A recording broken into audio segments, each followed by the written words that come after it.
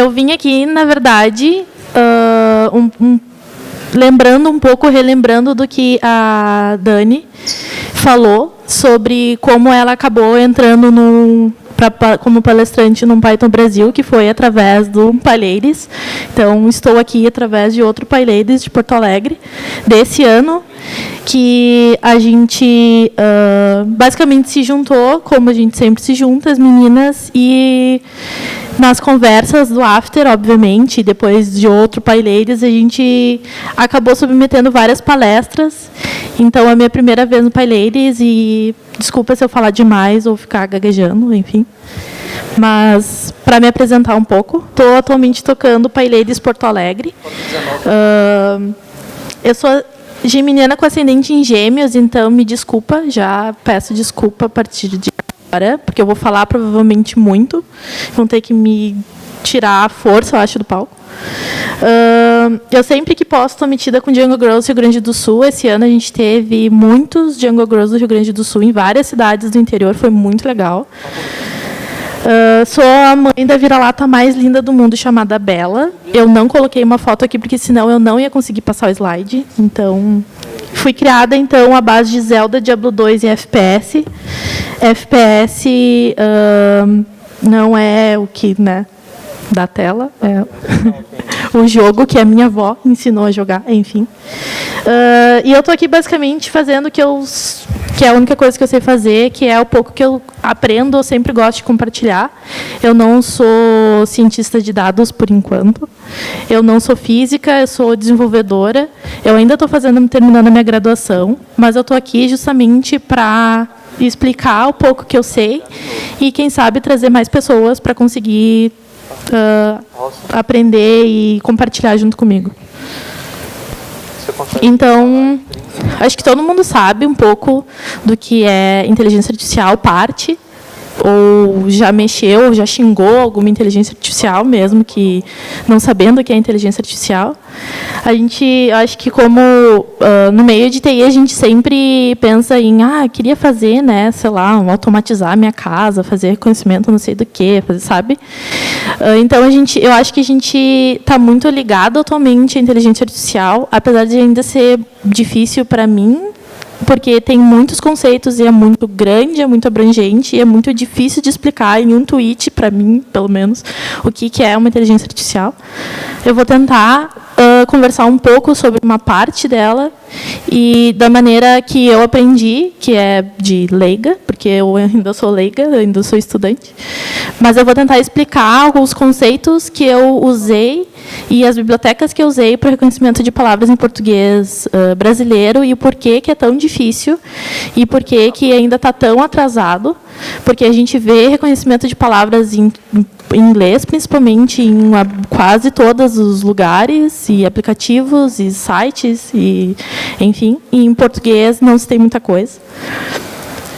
Então, mas antes disso eu queria falar um pouco sobre reconhecimento no geral e sobre uma coisa muito legal que a Google fez agora, que na verdade agora não, desde 2016, que é o Open Images Dataset. Está na versão 4 agora, em 2018.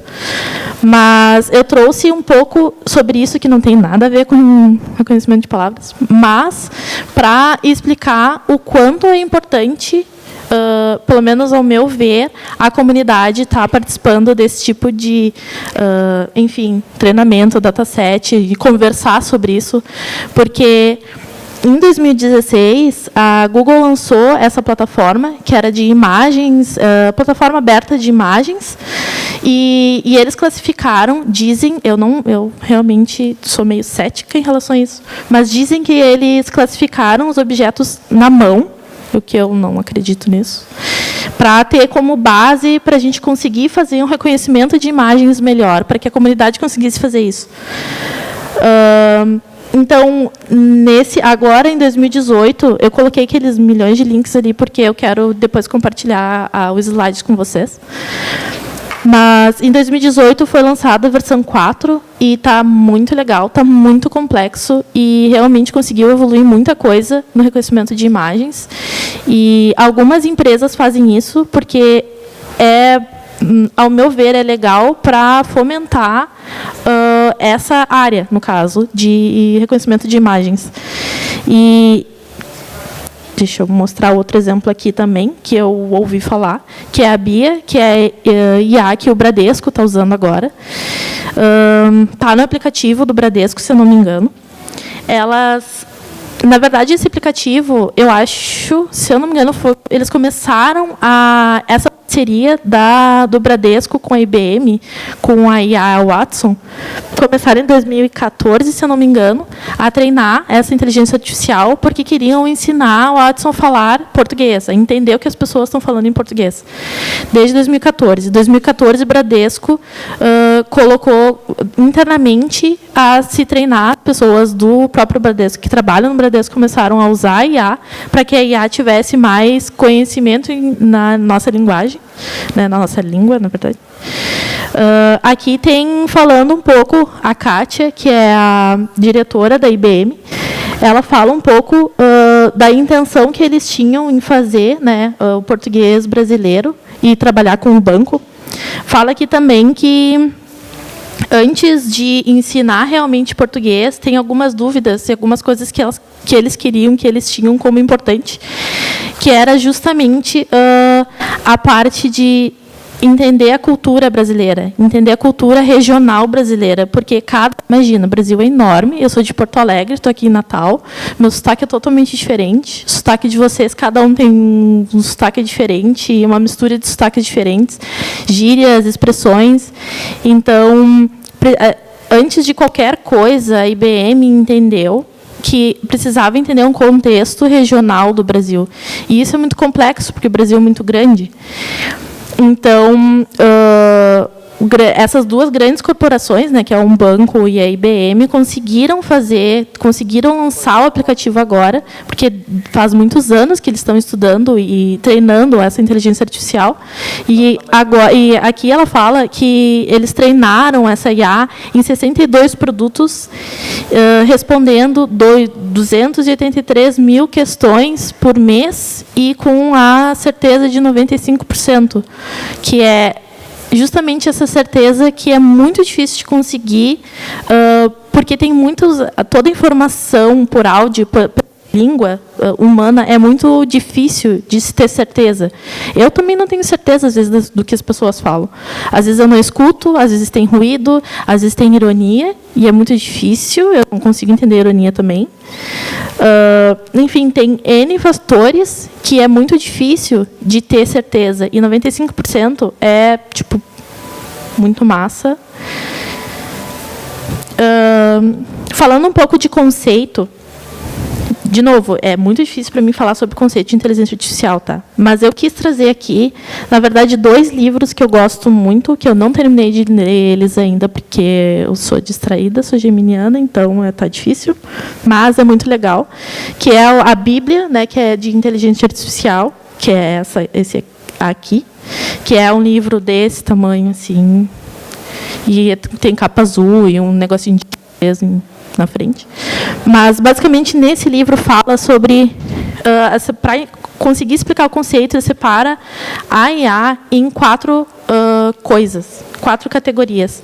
Essas 4 categorias eu acho muito interessante, que também é falado um pouco sobre, nesse livro aqui, que é Rápido e Devagar, 2 formas de pensar, que é do Daniel Kahneman, não sei como se pronuncia, mas ele é um especialista, na verdade, de economia, mas ele contribui muito na parte de pesquisa de cognição humana, ou seja, como a gente compreende, como a gente aprende, como a gente fala, toda a parte do nosso cérebro que é ligada a isso. E ele separa em 2 formas, duas categorias humanas, no caso, que é humano e racional. Só que não é como se o humano não fosse racional, como se a gente não pensasse, sei lá, vivesse de emoções. Mas é que é um pouco diferente. Tipo, quando, por exemplo, coisas que a gente está tão treinado a fazer que a gente faz sem pensar muito. Tipo, sei lá, algum tique nervoso. No exemplo, um dos primeiros exemplos que tem nesse livro aqui do Rápido e Devagar, eles falam sobre um caso de um bombeiro que entrou na casa e conseguiu tirar as pessoas rápido, e segundos depois, tipo, a casa, sei lá, parece que o piso desabou, um negócio assim. E ele não, mas ele sabia que isso ia acontecer, porque ele estava tão treinado, ele fazia isso há 20 anos, sei lá quantos anos, e ele estava tão treinado que o corpo dele e as informações que ele teve foi tão rápido e o cérebro dele funcionou tão de maneira automática que ele não raciocinou em cima disso. Foi algo que ele só sabia que ia fazer. Então, é legal separar um pouco, nesse sentido, o jeito que a gente pensa para conseguir ensinar as máquinas o jeito que as máquinas vão pensar, ou vão processar, ou o jeito que elas vão agir, ou as tomadas de decisão que elas vão fazer. E daí isso me vem muito questionamento de que a gente ainda não aprendeu tudo, por exemplo, quando a gente sabe do nosso corpo, e a gente não sabe muita coisa da nossa mente, então é muito difícil de conseguir mapear isso. Então, eu acho que é por isso que a IA está há muito tempo, na verdade, aí, mas ela ainda está muito... ainda não, agora ela está realmente muito boa. Mas, por muito tempo, ela ficou muito na parte da teoria, muito matemática, e a gente não tinha processamento, porque tudo que a gente pensava em ensinar para a máquina, a gente precisava de um processamento muito grande, porque nós somos bem complexos. Mas, falando um pouco, agora entrando um pouco na parte de matemática mesmo, de reconhecimento de palavras. Então, o reconhecimento de palavras é um simulador de como a gente reconhece, como a gente fala e como a gente reconhece não tanto, mas tipo, como a gente fala. Mapear como as fonéticas, o som do que a gente faz e o que elas significam. Então, de novo, essas informações são muito imparciais, por N motivos. A gente não tem como falar sim ou não é booleano, tipo, isso aqui é um controle, sim ou não. Não é tão simples. Porque, por exemplo, se eu falar fora, não vão me ver, então não vou me ouvir. Então, é muito mais de trabalhar com o som e com as ondas sonoras. E isso a gente acaba entrando um pouco na parte de raciocínio probabilístico temporal, que daí é meio complexo, ainda não sei explicar tanto assim. Mas, basicamente, a gente precisa entender qual a sequência provável que vai acontecer. E é temporal porque não é... porque eu preciso... Como é que eu vou explicar? Não é... Por exemplo, o exemplo que eu vi no livro, na verdade, naquele lá. O temporal significa, por exemplo, se o médico está tratando uma pessoa com diabetes, por exemplo. Não é como se eu fosse tratar uma pessoa com diabetes e daí eu fosse falar com ela e ela não tivesse um histórico. Esse histórico temporal é importante também nessa parte de raciocínio probabilístico. Então, é por isso que é um pouco diferente, por isso que a gente usa, na verdade, a cadeia de Markov, que é outro coisa bem complexa, mas basicamente é porque a gente precisa da probabilidade de que se eu der um som, vamos supor, Bá, eu provavelmente vai falar Nana depois, vamos supor. Então, é esse tipo de probabilidade que eu preciso saber. Dado um som X, qual a probabilidade que ele tem de ser o próximo, sendo que eu tenho esse histórico anterior. Então, de novo, aqui tem... Esses dois links aqui são muito interessantes, e isso é a parte legal, porque, apesar de em português a gente ainda não vê tanto toda aquela base gigantesca, por exemplo, da Google aberta, para a gente conseguir treinar e conseguir evoluir na parte de português, a gente tem muitos matemáticos trabalhando nisso, e muito pessoal da computação brasileira trabalhando nisso, então isso é muito legal. Esse primeiro link aqui, eu não lembro o nome do cara, mas ele é uma tese de doutorado, E daí tem muita coisa lá, e toda essa tese aqui está em português. E ele explica tipo, direitinho, assim, explica de uma maneira geral e depois ele aprofunda, então é muito legal. Ele fala todo sobre como funciona o conhecimento de palavras. E esse daqui é uma tese de mestrado da Luciana, que eu não conheço ela, mas ela é minha conterrânea lá, ela estuda na PUC-RS, lá em Porto Alegre. Que é um pouco mais simples do que o de doutorado e que é igualmente legal de se entender a lógica e como funciona exatamente essa parte da probabilidade. E os dois conteúdos são em português. Para avançar um pouco no reconhecimento de palavras, que eu estou falando demais e já está acabando meu tempo quase, a gente precisa no modelo acústico para fazer o reconhecimento de palavras. O modelo acústico é o alfabeto, é o que linka o jeito que eu falo com o jeito que eu escrevo. Tipo, o banana eu escrevo com B-A-N-A, blá, blá, blá, mas o jeito que eu falo, daí tem que ser um pouco mais específico, porque a fonética, eu preciso saber exatamente como linkar o som do B com o A, com o BA, e linkar com aquela palavra. Então, é justamente o modelo acústico é o que a gente precisa, que seja bom o suficiente, que tenha base boa e que tenha muitos áudios e transcrições, tipo, milhões de áudios e transcrições, para conseguir entender direito a língua portuguesa. Eu acho que aqui, no modelo acústico, que a gente peca um pouco, porque, como não tem base aberta em português BR, então não se tem modelo acústico aberto em português BR que a gente consiga fazer, estudar ou o que for.